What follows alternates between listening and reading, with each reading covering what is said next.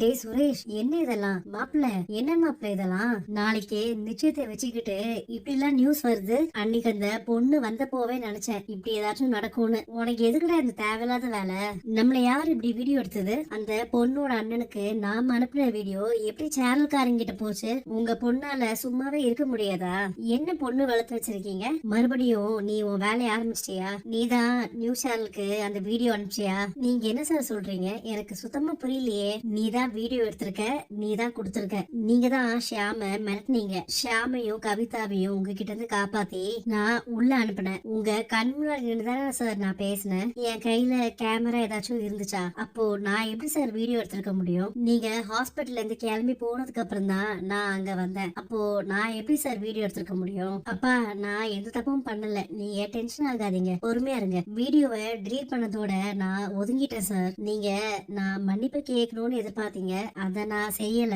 அதுக்காக என் மேல இப்படி பழி போடாதீங்க. ஏதோ டிவி நியூஸ்ல வர வீடியோக்கெல்லாம் நான் எப்படி பொறுப்பாக முடியும் சொல்லுங்க? அவங்க பேசுனது எல்லாத்தையும் நீங்க வீடியோவா ரெக்கார்ட் பண்ணிருக்கீங்க தானே? ஆமா மேம். எனக்கு அந்த வீடியோவை நீ அனுப்பிட்டு மறக்காம அதை டெலிட் பண்ணிடு. நான் தாண்டா அந்த வீடியோ எல்லாத்தையும் அமிச்சேன். என்ன செய்றீங்கன்னு பாக்கலாம். எல்லாரும் ரெடியா? கிளம்பலாமா?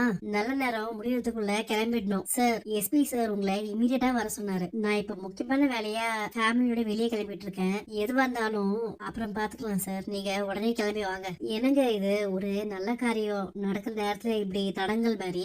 இதனால சுரேஷ் கல்யாணத்துல ஏதாச்சும் பிரச்சனை வருமா? எந்த பிரச்சனையா இருந்தாலும் காதும் காதும் வச்ச மாதிரி தானே முடிப்பீங்க நீங்க. இவ்வளவு தூரம் போக விட மாட்டீங்களே, என்னாச்சு?